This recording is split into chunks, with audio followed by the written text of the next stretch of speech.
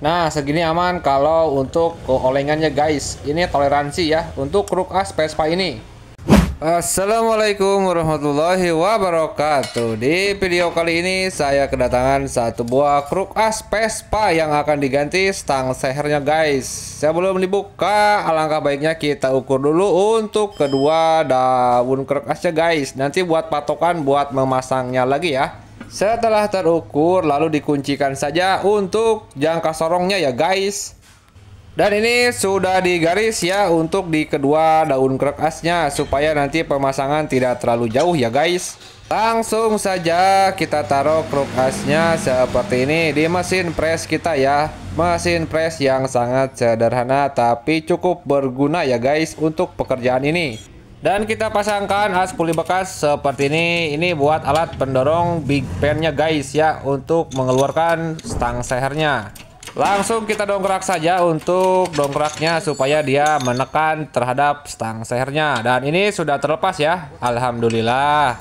Lumayan cukup keras ya untuk membuka big pen stang seher motor 2 tak guys.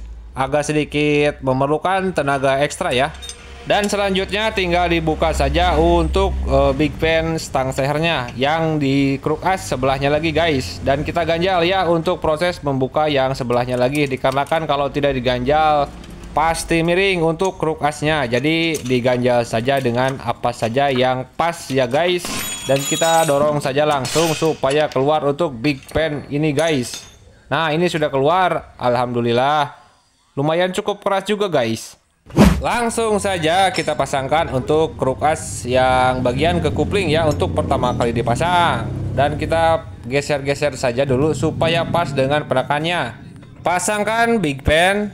Selanjutnya pasangkan ring ya, ring kuningan seperti ini. Dan ada lahar bambu kita pasangkan. Dan untuk stang seher yang ada sudutnya seperti ini menghadap ke bagian kruk as yang sebelah kopling ya. Jangan sampai terbalik ya guys. Dan untuk memasang big pen seperti ini ya, yang baik dan benar memasangnya. Aduh sorry jatuh guys, itu untuk besi tatakannya. Sorry dah. Pas penekanan big pen harus dipasang dengan stang sehernya ya, dikarenakan kalau tidak dipasang takut miring. Kalau dipasang seperti ini jadi yang miringnya itu kelihatan ngangkat ya stang sehernya. Dan terlihat ini aman, tidak ada kemiringan ya. Stang seher tidak ngangkat sedikit pun. Kalau ngangkat nanti dipindahkan untuk penekannya ke sejajar yang ngangkat stang sehernya guys. Dan ini aman ya. Kalau sudah masuk setengahnya seperti ini dibablaskan juga aman, tidak akan terjadi miring ya. Kalau misalkan sudah masuk 1 cm digaskan juga untuk proses pendongkrakannya aman, tidak akan terjadi miring ya guys. Dan kita lihat dulu apakah ini sudah nyampe apa belum. Alhamdulillah ini sudah sampai ya guys. Dan langkah selanjutnya pasangkan di bawah untuk kruk as yang bagian ke magnet. Lalu kita satukan menjadi satu ya, sama prosesnya seperti ini ya guys. Dan kita luruskan dulu untuk garis yang sudah saya garis yang sebelumnya ya guys. Nah, garis ini nih saya tunjuk pakai sigmat. Harus lurus lagi terhadap garis yang itu. Ini kurang lurus dikit, tinggal digeser saja guys. Dan sorry tidak terlalu terlihat ya untuk garisnya. Dan kita taruh untuk penekannya dari atas menggunakan pipa ya, atau menggunakan apa saja, yang penting lurus ya pipanya guys. Dan kita langsung tekan pelan-pelan ya untuk pendongkrakan pemasangan ini. Kalau misalkan ada yang miring kruk asnya jangan dipaksa. Kita pindahkan penekannya ke stang seher yang ngangkang ya. Kalian kelihatan ya. Dan ini sorry tidak terlalu kelihatan ya untuk di kamera. Nah ini ada yang ngangkat, kita pindahkan ke belakang. Soalnya kruk asnya itu miring ya. Jadi gak boleh dipaksa kalau misalkan miring. Dipindahkan saja ke arah yang bagian yang miringnya. Jadi dia kembali lurus ya untuk kruk asnya. Nah ini ada yang miring lagi. Kita pindahkan lagi ke sebelah sana. Nah nanti kita lihat kruk asnya dia gerak ya. Gerak akan menjadi posisi lurus lagi. Nah kita tekan pelan-pelan untuk dongkraknya, sambil diputar-putar untuk bagian stang sehernya guys. Takut macet ya guys. Nah ini kita dongkrak lagi pelan-pelan. Setelah lurus kita pindahkan lagi untuk menekannya ke tengah-tengah ya guys. Dan kita pindahkan lagi ke bagian yang ngangkat yang ke sebelah sini nih. Ini ngangkat ya. Nah kita tekan lagi pelan-pelan supaya kerekasnya dia kembali lurus ya, tidak miring. Nah, kalau sudah lurus seperti ini, lanjut kita gaskan lagi ya, tekan untuk penekannya guys, supaya bisa masuk untuk big pen stang sehernya, dan sambil diputar-putar ya sedikit untuk bagian stang sehernya. Langsung saja kita tekan secara kuat ya. Soalnya ini lumayan cukup keras guys untuk motor-motor 2 tak ya, sampai dia bunyi. Nah, seperti ini. Dia saking kerasnya dia pasti bunyi pas waktu masuk big pen stang sehernya guys.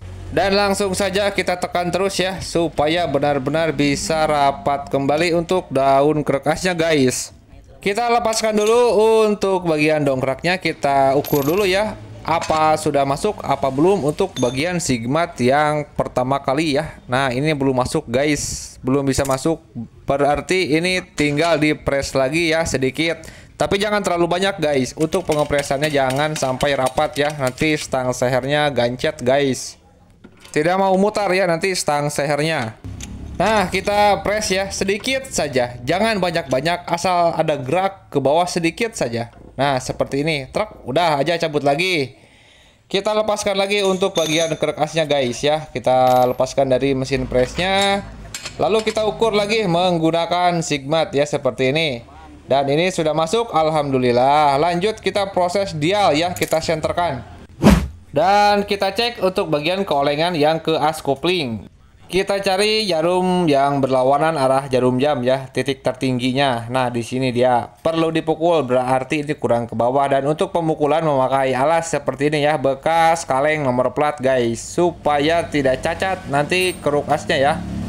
Kita pukul di sini dulu untuk pertama kali, jeger seperti ini, dan kita pukul sekali lagi seperti ini, dan langsung kita cek lagi ya di dial lagi guys. Mari kita lihat apakah berubah atau tidak untuk jarumnya guys. Dan ternyata ini masih belum berubah ya. Kita pukul lagi ya sekali lagi guys. Dan agak sedikit tidak normal ya untuk jarum dialnya, dikarenakan untuk kruk asnya sudah banyak yang cacat dan berkarat ya. Jadi agak sedikit tidak stabil guys. Dan ternyata ini hasilnya masih jauh ya, masih jauh dari harapan guys. Kita coba ke dalam untuk proses pemukulannya guys ya, supaya agak sedikit bergerak ke dalam untuk daun kruk asnya. Siapa tahu nanti pergerakan jarum dialnya jadi sedikit ya guys. Dan kita akan coba pukul ke bagian dalam untuk pemukulan kruk asnya. Seperti biasa kita kasih alas lagi supaya tidak cacat untuk daun kruk asnya ya guys.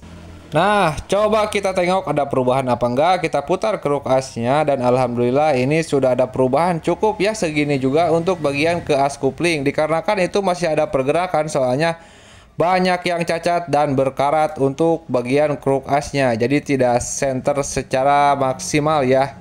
Dimaklum dikarenakan motor tua ya guys. Tapi kita coba lagi pukul sekali lagi ke bagian dalam ya. Saya masih penasaran guys, dan sudah dipukul. Kita coba tes lagi menggunakan dial seperti ini. Dan sepertinya sudah cukup segini ya. Susah sekali kalau kruk asnya cacat.